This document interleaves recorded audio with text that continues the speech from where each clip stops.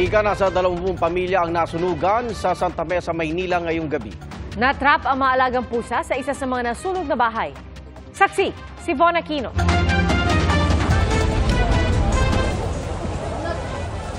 Inakyat na ng mga bumbero ang bubong ng mga bahay na tinutupok ng apoy sa C. de Dios Street, Barangay 632, Zone 64, Santa Mesa, Maynila. Ayon sa may-ari ng bahay, dito raw sa ikalawang palapag na pinapapahan nila, nagsimula yung sunog kung saan naroon yung 14 na inaalaga ang mga pusa.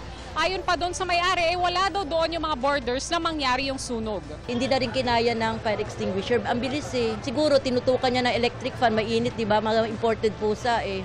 Siguro may nakatutok na electric fan, tapos yung tawag nun, extension, baka natalunan nila or natapunan ng tubig, whatever, di ko rin ma-sure. Nagsimula siya dito sa two-story building na mix type, may semento tsaka mostly mga kahoy, kaya mabilis.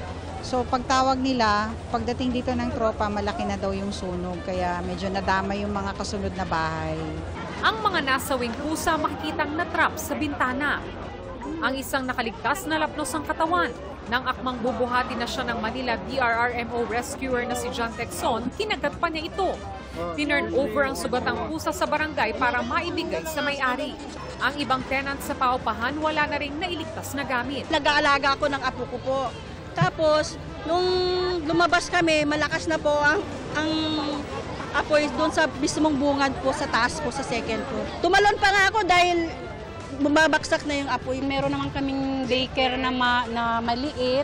Tapos, eto, meron naman kami ritong bakanting lote. Siguro pwedeng maggawa ng tent para for the meantime meron po silang pagpapahingahan. Sa inisyal na investigasyon ng Manila Fire District, 3 bahay ang nasunog.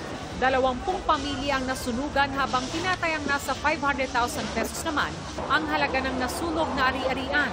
Nahirapan daw mga bumbero sa pagpasok sa lugar. Looban kasi tayo dito at ang hydrant natin nandun pa sa labasan, tapos plus yung traffic sa labas.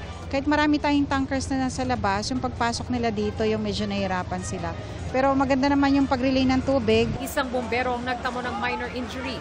Iniimbestigahan pa ng Manila Fire District ang sanhi ng sunog pero paalala nila sa publiko. Bago sana umalis sa mga bahay natin, na mga kinalalagyan natin o kung ano man saan tayo, tanggalin muna natin yung mga nakasaksak bago tayo umalis para kampante di tayo pag umalis tayo. At saka regular natin ipacheck ang mga electrical wirings natin. 8:44 PM nang tuluyang maapula ang sunog. Para sa GMA Integrated News, Von Aquino ang inyong saksi. Mga kapuso, sama-sama tayo maging saksi. Mag-subscribe sa GMA Integrated News sa YouTube at para sa mga kapuso abroad, samahan niyo kami sa GMA Pinoy TV at sa www.gmanews.tv.